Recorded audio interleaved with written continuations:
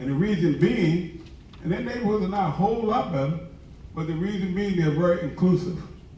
I hate saying this, but I'm going to be straight shooter. We do not include everybody that's Preakness. It's 12 days of racing, and we see more cleanup done in Park Heights before and during that race than we see all year. So why is it can't be clean all year long? Why is it we can't have other activities there, like they do at Louisville, Kentucky? 2 weeks before the race in Louisville, there's all kind of things going on. Jazz festivals, art shows, the whole 9 yards. And 2 weeks after the Louisville, Kentucky Derby, there's stuff still going on. We get 12 days of racing here. There's the Black Eyed Susan race on that Friday, and then they had the Preakness on that Saturday, and Sunday we did again.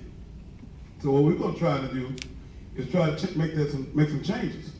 I talked to a very, very good friend of mine, everybody knows you, Nikita, up there at the forum. You know, we want to start having some things, but if you don't know this, and Gloria, who runs the racetrack, gave me some information. Do you know that at one time, when I was a kid and I went up to the Preakness, and I grew up right here in Park Heights on Loyola Southway, you know, the big thing for us was to go up and look at the cars being backed off the trailers. The Rolls Royces, the Mercedes-Benz, the Cadillac. And that was a big thing to see the cars being rolled back. And the Pelco Hotel was up there. They don't even do that anymore. People catch Uber now to the race. But did you know that all the horse trainers and even some of the jockeys were what? Black. They were black. They were black from the Eastern Shore or Southern Maryland. Now, they're almost afraid to let a black person on the track. How many of y'all ever go to the Preakness? Less than 1/3 of the people in this room. Think about that. Why aren't we included? And it's not a race thing. Really, it's not. I don't think so. But why aren't we included in that race? Why aren't we included in the celebration of that, of 151 year anniversary? That race is broadcast all over the world. Not just in the United States. I'm talking about all. It's one of the biggest sports shows in the world. And now they want to take it away from us and send it down the Lord. And we can't let that happen, number one. Number two, like I said, I'm going to start this off, and I want y'all to chime in once I finish. We got the blight here in Park Heights. Houses falling down, like Mr. Parkin just said. We got plenty of people that's out of work. We're opening a workforce development office here in 3 weeks. Your kid need a job, your son, your neighbor need a job, you can come and get a job. If they don't have a GED, we're making it available for them to take GED classes here. Guess how much it's going to cost? Free. Now why is it that somebody don't want to get a GED if it's for free? If they start in April, the end of April, they can graduate in June. Graduate. I'm not saying just continue. Graduate in June. What happens once you get your GED? You can go to college, you can get a good job, a better job. We got cybersecurity classes here. We're first round of 2 classes. When they end in 6 more weeks, they do 1 week of social skills. Because some people, believe it or not, they may be smart, but they don't know how to go in the office and conduct the interview. They don't want to go and shake nobody's hand. Look somebody in the eye. So we're doing social skill week. And once they do that, we got jobs already lined up for them, making $52,000 a year. And people can't wait. So, Mr. Mitchell, how long are they going to be down? Because they need it. Cybersecurity is like 60,000 jobs short. Runs up to day. In 2 years, it'll be 2 million jobs short. You see right now, the car manufacturer got, Uber has driverless buses now. Somebody has to track those buses. That's cyber. The airlines broke down about a month ago because somebody went and hacked the airlines, and the only thing they did was change the schedules of the pilots. Had pilots going this way, and so they had to shut down for about 2 or 3 days because they had no pilots to fly the plane. Everybody's in the wrong place. That's cyber security. The traffic lights. You can change one light to get it off sync in Washington, D.C., and it's going to cause all kinds of problems. That is cyber security. They got 2 million jobs available in 2 years. And we are always the ones to be the last to find out. Well, we're not finding out last now because we're telling you they need 2 million people. I went to a symposium with IBM, NSA, and they're actually are partners here now. And they asked me, I was the only black guy sitting at the table. Big cybersecurity office downtown Baltimore, I didn't even know it was there. Said, well, Mr. Mitchell, I'm sitting there quiet listening and see our name up on the thing, Langston Hughes, Community Business Development Center. I said, well, you haven't said it, what do you have to say? I said, well, you know, I'm a straight shooter. I said, I'm gonna tell you what, I don't know why you're 60,000 jobs short.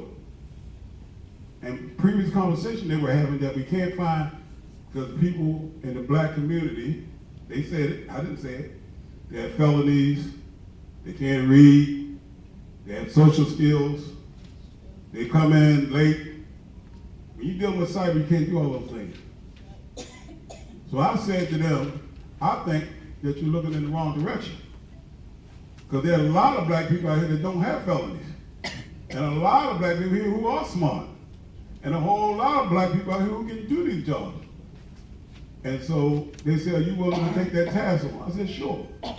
So we started the class. I just got a report back 2 weeks ago for everybody that's in these classes. And guess what? Not a doggone one of them got a felony. Not one. So they're going to be having them jobs. And folks, this is what, again, I'm not saying this to be any kind of way, but this is what people think about us. They think that we're not capable of doing the work that needs to be done. So we got 3 calls from 3 different companies. Mr. Mitchell, we want you to train our people. We want you to train people to come work for us. Because we're missing out on a whole work opportunity. Because they don't think we can do it. We're going to have aviation mechanics upstairs. We got aviation skills here right now. We have aviation mechanics upstairs. Do you know how many black pilots there are in the United States? Less than 1%. So just think we take that and move it to 5%. We don't want 55% or 100%. Just think we just move it to 5%. The average pilot in the United States makes about $65,000 a year. If they don't want to be a pilot, they can be an airline traffic controller. They make about $90,000 a year because they do a lot of overtime. And guess what? You won't believe this. You don't need no college. It's got to be 16 years old or older. You just go and take the aviation classes, and then you pass the pilot exam, and you're a pilot in the United States of America. We get people from a lot of different foreign countries, a lot of different people coming to the United States, and they take advantage of this. Why aren't we taking advantage of it? Do you think somebody making $65,000 a year would change the culture of Park Heights? Of course it will. You know what the average salary in Park Heights is? What do you think? Who knows? Average bring home salary in Park Heights right now, who is it? What is it? 15,000. Close? 30,000. 19,000. And what's the average family size in Park Heights? Huh? 4. And we're saying 4 because it's a mother and 3 kids. No father. That's the average family size in Park Heights. We got 4 people in a household. Bring home pay is $19,000 a year. That's $1,200, $1,300 a month. You pay $900 a month for rent if you got a halfway decent place. You got $400 left over to pay electric, gas, and buy food. It's not. It won't work. It can't work. I told some people this at the University of Baltimore. They didn't believe me. Their thought was, how in the world can somebody live making $1,900 a month? They thought it was crazy. Thought it was a crime. But we got people in this community every day. That is what they're making. And on top of that, they got to travel 2 hours to get to work and 2 hours to get home. So who's taking care of their kids? They get off at 5 o'clock, they get home at 7. And we wonder why they're in trouble. Look, folks, I'm saying the same things we've been saying all the time. Only thing I want to ask you right now, 2 things I want to ask you. One, how much more do you need to take? How many more people got to be shot in our neighborhoods? How many more houses got to fall down? How many more kids got to be dropping out of school? And the other thing I want to know, what the hell are you going to do about it? You're not going to sit here and talk to them blue in the face. And I have been talking to them blue in the face. But we right here, the people in this room right now, okay, you know if a building catch on fire, And I strongly believe this. If a building catches on fire right now outside somewhere, every one of us, and we hear children screaming, every one of us will go out there and try to go in that building and save those kids. I don't think there's a person in this room that will not try to save these kids. But you know what? Our community is burning right now. It's on fire. And you are just, and I'm going to look you now, I'm going to tell you, every one of you, you are just as responsible for that building burning as the person that lit the match. If you stand outside and let that building burn and don't go and stay there, save a child, you don't want to call 911, you don't want to do any of that, it's your fault.